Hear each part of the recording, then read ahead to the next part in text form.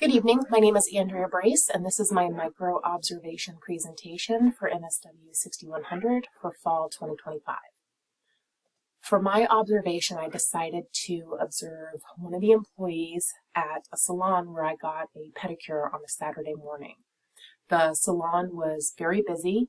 The employees were offering manicures and pedicures, and most of the stations were filled with clients receiving services. Luckily, I had an appointment. I was able to be seen immediately. And when I was there, I observed the runner, or this was an employee who was kind of the glue for the salon. They would help set up stations before a client sat down or clean them up when the client was finished.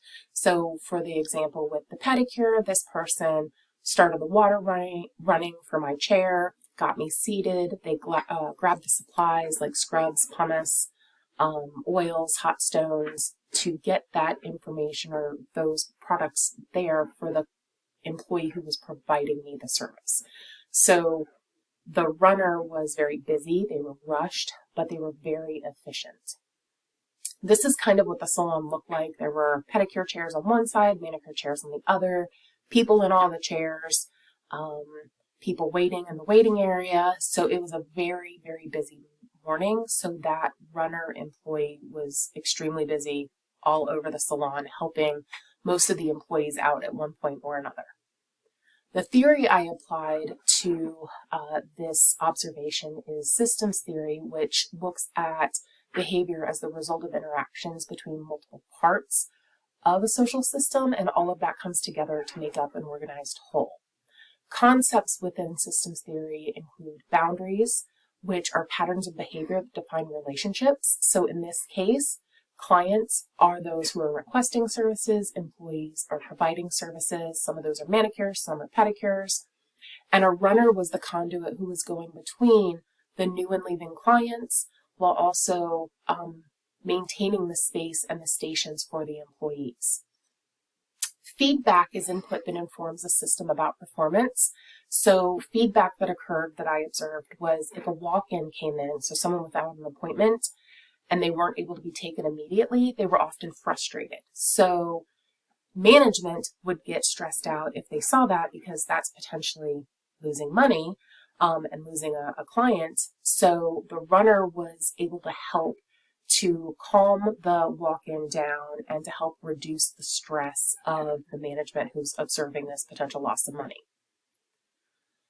Other concepts are subsystems, and these are smaller systems within that larger system. So subsystems at the salon were the section of the salon doing manicures, the other section of the salon doing pedicures, the waiting area, the people checking out. So all of these subsystems made up the salon as a whole collectively. And each one of these had multiple people providing services specific to that subsystem.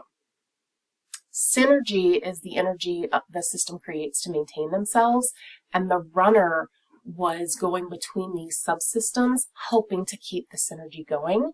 So they were cleaning up and preparing and maintaining different stations to help synergy between the clients and employees in different sections of the salon. Engagement strategies that could be employed in this situation are working with a client to define their systems. So these engagement strategies are going to help build trust when working with a client. So we can work with the runner to define the systems both within the salon, but also what role does their family play? In this situation, most of the employees were of Asian descent. So does their immigration status have a role to play? Does their culture have a role to play?